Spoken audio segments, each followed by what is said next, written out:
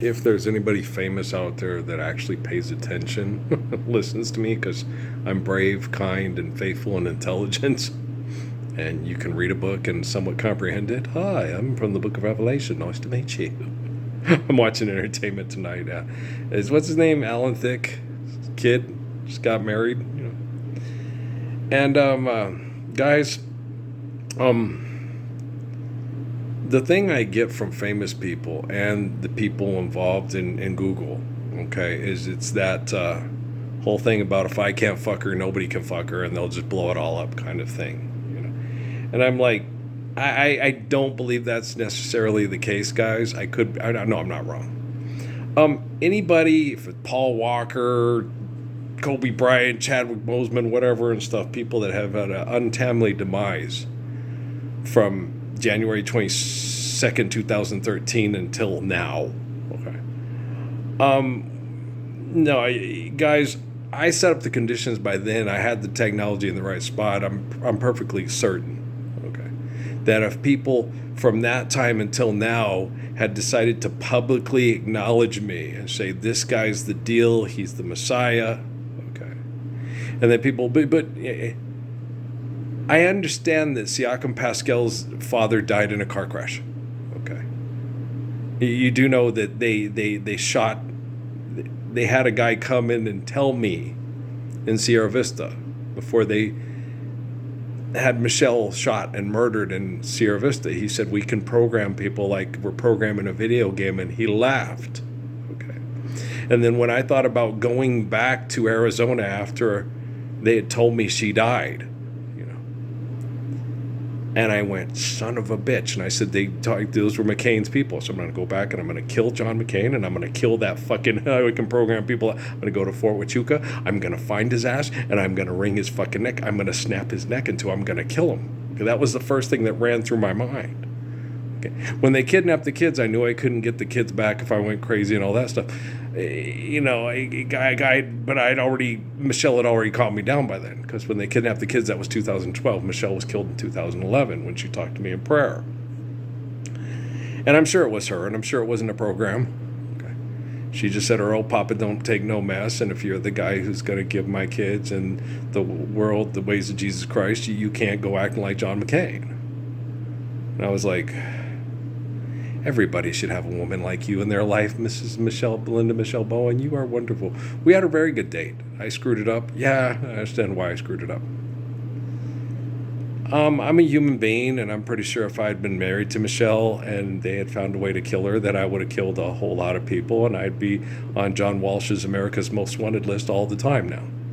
I would be seen as the baddest dude in the history of baddest dudes and the history of bad dudes. I'd make Keanu Reeves as John Wick look like he was a cartoon character that other people are like, he ain't scary. Or that Earl Parsons, whose wife got killed, and he went on a killing spree of all the military intel. Now that's a scary dude, right? He's scary. I wouldn't want to piss him off. So, but that's not the way things were meant to go. I'm the living embodiment of the Lord's Prayer. And I know what I can handle, and I know what I can't.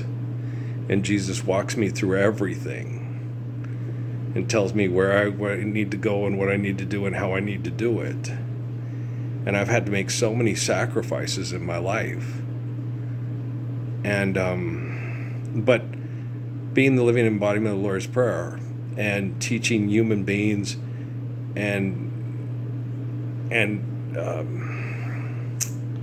taking control of their technology so we can use it to share the Lord's Prayer worldwide is, like Michelle said, Earl, Papa don't take no mess. Papa don't, right?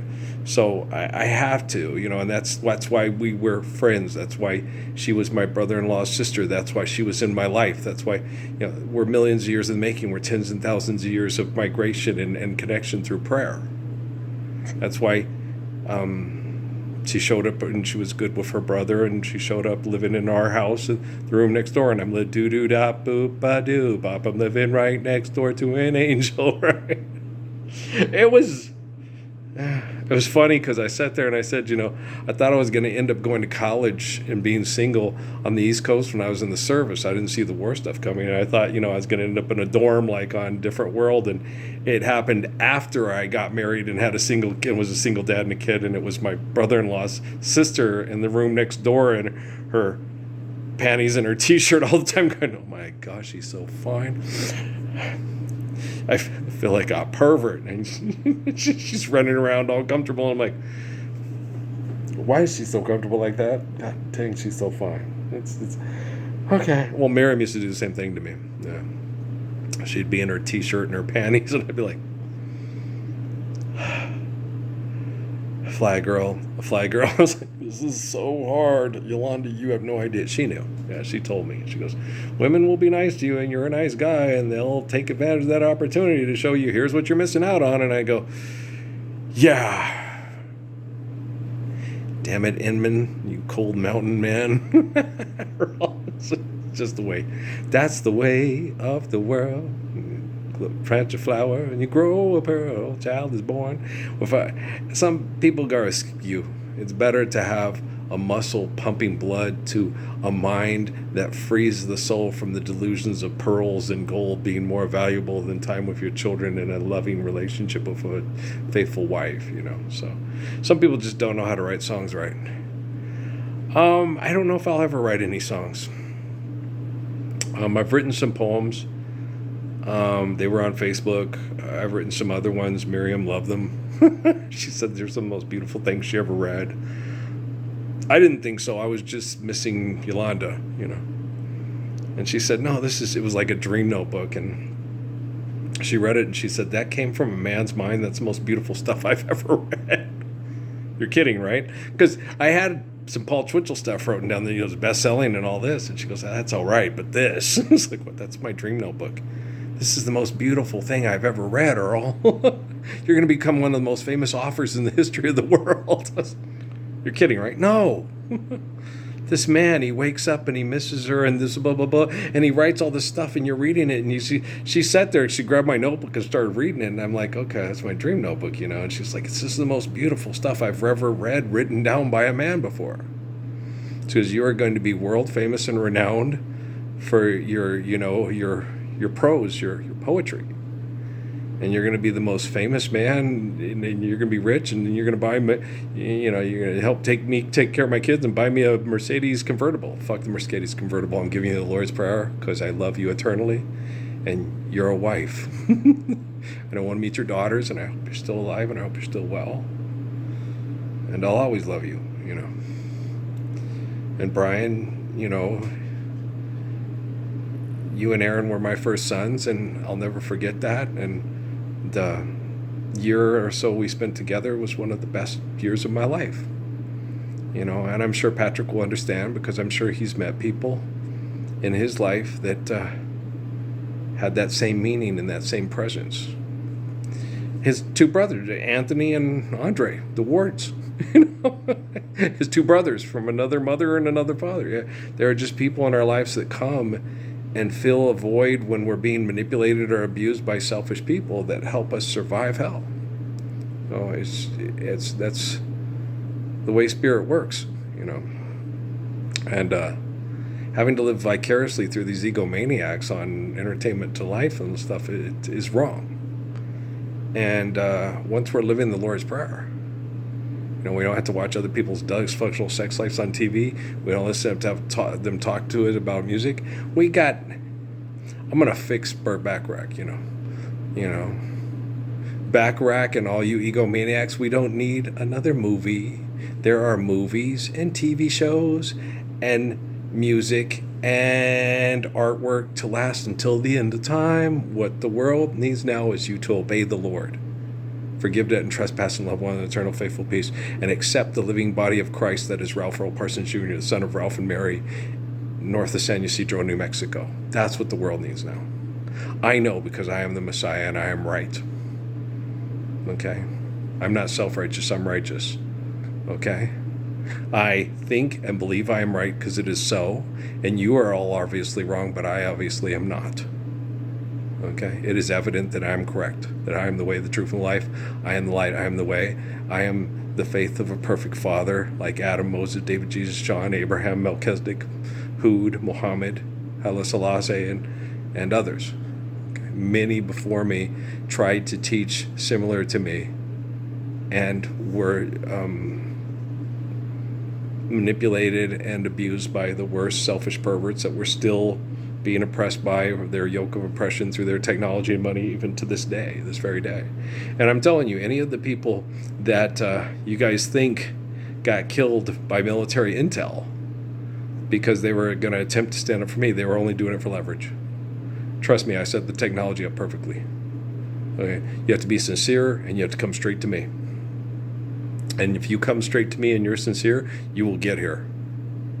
You can reach me by caravan, cross the desert like an Arab woman or man. I don't care how you get here, just get here. If you're Christian or could show up tomorrow.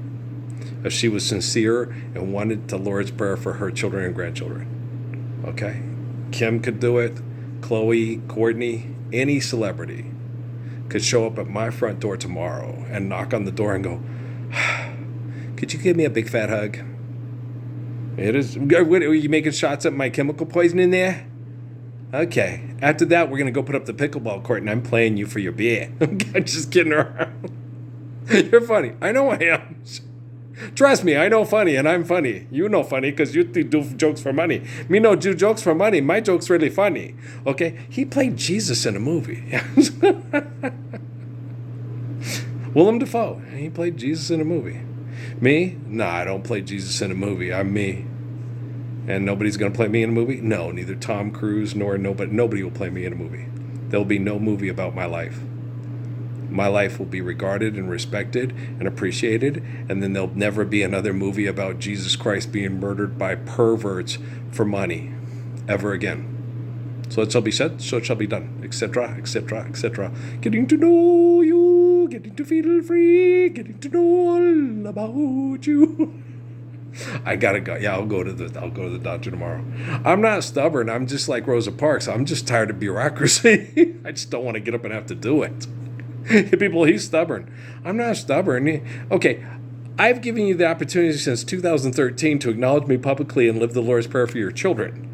Okay, it's June 2025. You haven't done that. Okay, and I don't want to have to get up and go to the bureaucracy to have money made off of my tooth being poisoned by your business partners. And you call me stubborn? Okay. Don't you think you're a tad bit stubborn? And me just, sick and tired of being abused by perverts? I think artificial general intelligence, even though it's still artificial, could figure that one out. McBurger, McFly, your density. That's funny. I know. Trust me, I know how funny I am, and I know how funny you aren't. Okay, I love you. Peace.